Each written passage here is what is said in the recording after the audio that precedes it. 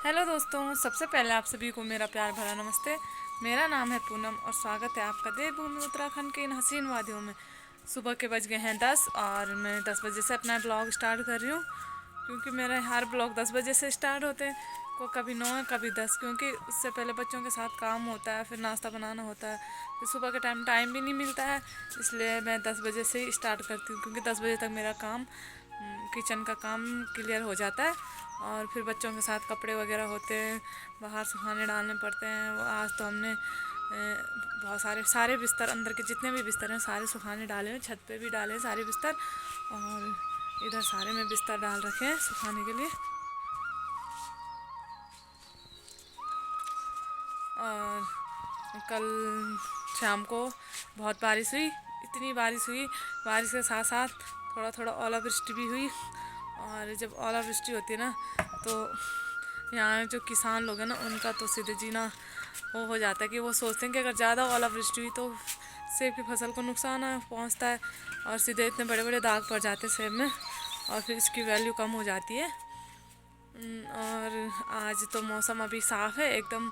शाम को इतनी बारिश हुई, बारिश के साथ हवा, तूफान, इतना तूफान हुआ। इधर सारे में पूरे नीचे आंगन में इतना गंदा हो रखा था, सारे आड़ू के पत्ते, सेब के पत्ते, और इधर से सारा झड़ के ना नीचे आ रखा था पूरे इधर।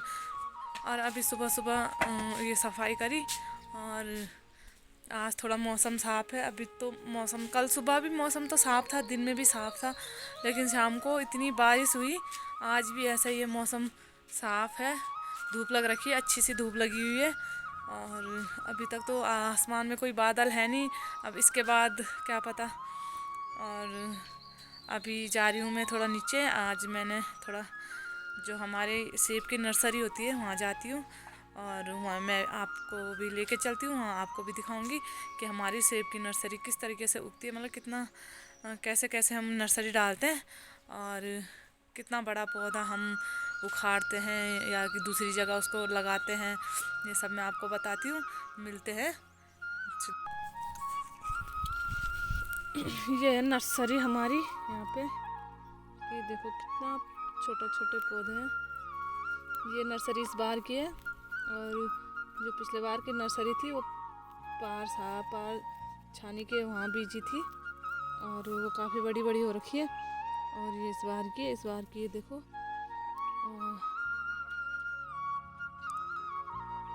इसके लिए बहुत मेहनत करनी पड़ती है इस नर्सरी को, कम से कम इतने ऊंचे ऊंचे, देखो कितना ऊंचा ऊंचा बना रखा, बेड बनाने पड़ते हैं। और उसमें गोबर पहले से मिलाना पड़ता है, जब तक गोबर पे पूरी तरह ना मिले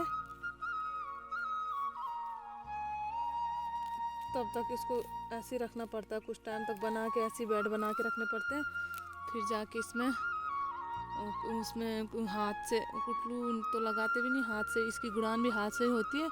और जैसे जब ये छोटा छोटा होता है, अब तो काफ़ी बड़ा हो गया, लेकिन जब ये छोटा छोटा होता है तो इसकी गुड़ान हाथ से ही होती, क्योंकि कुटलू लगाने से इसकी वो उखड़ जाता है ना, बहुत नाजुक होता है, और इसको हाथ से ही बीजा जाता है, कुटलू नहीं लगाया जाता। हाथ से ही हल्की हल्की नाली बना के उसमें बीज डाल के हल्का से दबाना पड़ता है। और उसके बाद उसके ऊपर क्या, एक दो महीने के लिए वो कुछ घास घूस कबाड़ा कुबाड़ा डाला जाता है। और जब उसके अंकुर फूटते हैं ना, इस बीज के जब अंकुर फूटते हैं, तो उसके बाद उसको क्या करना पड़ता है, उसको हटाना पड़ता है। और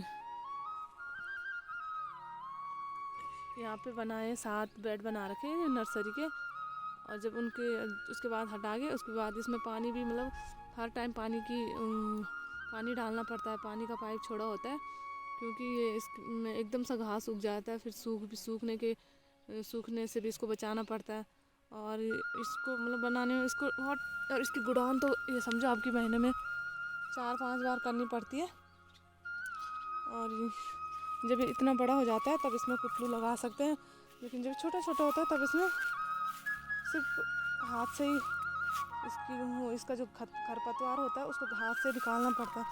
और अभी ये इतना बड़ा हो गया है, और आप इसमें कुटलू 2 दिन पहले इसकी उड़ान करी थी। और बारिश काफ़ी है तो इसमें पानी डालने की भी ज़रूरत नहीं है, क्योंकि वरना इसमें हर टाइम पाइप छोड़ा होता है।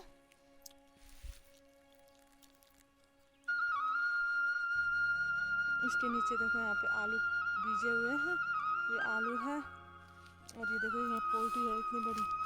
ये पौधा इतना बड़ा जब बन जाएगा, जब ये नर्सरी है जो इतनी बड़ी हो जाएगी, तब इसको उखाड़ के दूसरी जगह लगाया जाता है। जैसे इधर लगा रखे, हर कहीं लगा रखे हैं। फिर इनको जब ये 2 साल के लगा के इनको 2 साल हो जाएगा, तब यहाँ से काट के इस पर कलमें की जाती है। जैसे कोई मतलब किसी भी प्रकार का सेब लगा सकते हैं, कोई भी वैरायटी लगा सकते हैं। और जैसे कुछ भी इसमें तो यहाँ पे और जो इसकी कलम करने का टाइम होता है वो फरवरी या मार्च में कलमें की जाती है। और जो नर्सरी बीजी जाती है, तो इस नर्सरी को दिसंबर में बेड बना के तैयार किए जाते हैं। फिर उसको भिगा के हल्का सा फिर नर्सरी बीजी जाती है। और उसमें नर्सरी जो बीज होता है सेब का, उसको 2-4 दिन पहले से पानी में भिगो के रखना पड़ता है। फिर जाके उसको खेत में बीजा जाता है।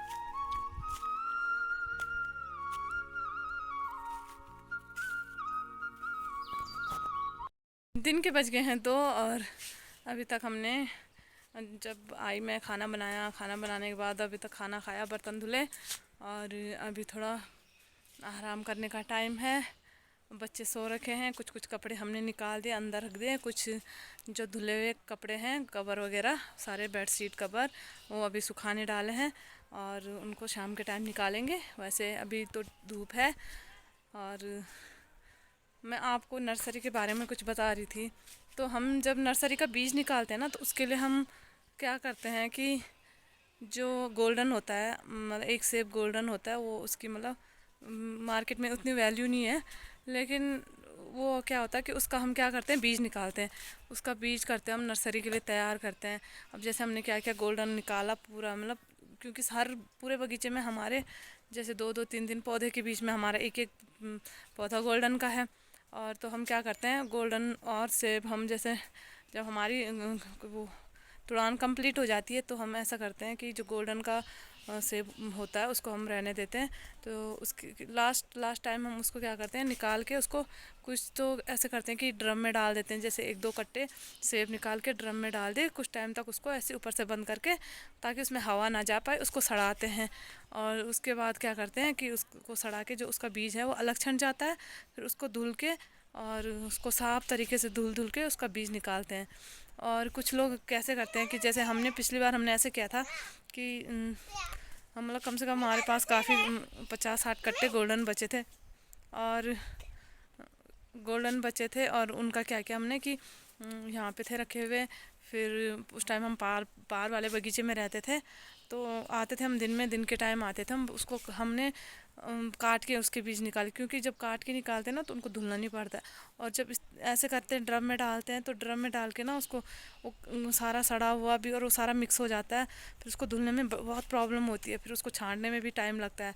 और जब हम ऐसे काट के निकालते हैं, तो हम सेपरेट बीज निकालते हैं और उसको सुखाने डाल देते हैं। और एक गोल्डन हो गया और एक क्रैप होता है, वो इस टाइप का होता है। पर आजकल तो ये इससे थोड़ा बड़ा होता है। और मतलब इससे थोड़ा सा बड़ा होगा, जितना कि मतलब थोड़ा ही बड़ा होता है।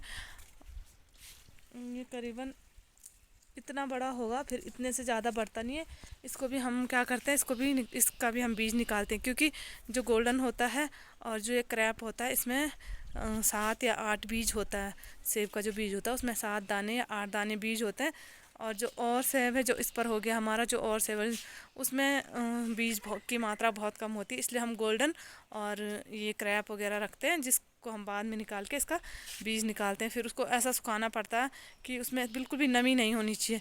और अगर उसमें नमी होगी तो बीज सड़ जाता है। इसलिए हम उसको प्रॉपर तरीके से हमको सुखाना पड़ता है। फिर जाके हम क्या करते हैं, उस नर्सरी के लिए बीज तैयार करते हैं। और इस तरीके से हम नर्सरी के लिए बीज तैयार करते हैं। और जैसे ये क्रैप हो गया, और एक छोटा सा भी क्रैप, इससे भी छोटा क्रैप होता है, वो बिल्कुल वो इसी के बराबर होता है। वो इससे ज़्यादा बड़ा नहीं होता है। वो उसको तो चिड़िया वगैरह खा लेते हैं, क्योंकि चिड़िया जो ये होते हैं, तोता वगैरह होता है, तोता हो गया और जो और सारी चिड़ियाँ होती है, वो क्या करती है, छोटे छोटे क्रैप होते हैं ना, जल्दी पक जाता है। और उसको क्या है, जब तक सेब का टाइम आता है तब तक क्लियर तरीके से पूरा खा लेती है।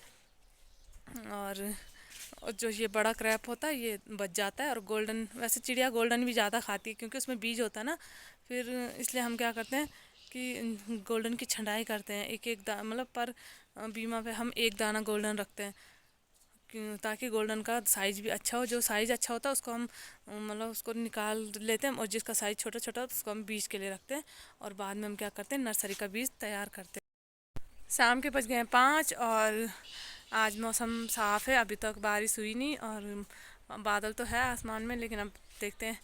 और मैंने दिन में नर्सरी के बारे में बात करी थी और मैंने बीज बोला था, तो मेरे बेटे ने क्या किया, एक झड़ा हुआ सेब नीचे गिरा हुआ था, वो लेके उसको पत्थर से थेच थेच के तब बोला मम्मी मैंने बीज निकाला है।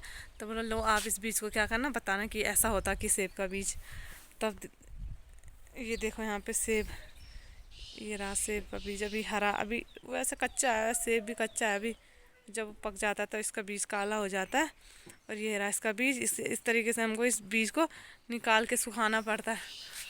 और आज का वीडियो मैं यहीं तक रखती हूँ। और यदि आप लोगों को मेरा वीडियो पसंद आया हो तो मेरे चैनल पे जो नए हैं वो मेरे चैनल को सब्सक्राइब करिए, मेरे वीडियो को लाइक करें, शेयर करें और कमेंट करना ना भूलें। मैं मिलती हूँ आपको एक नई वीडियो के साथ, तब तक के लिए बाय बाय।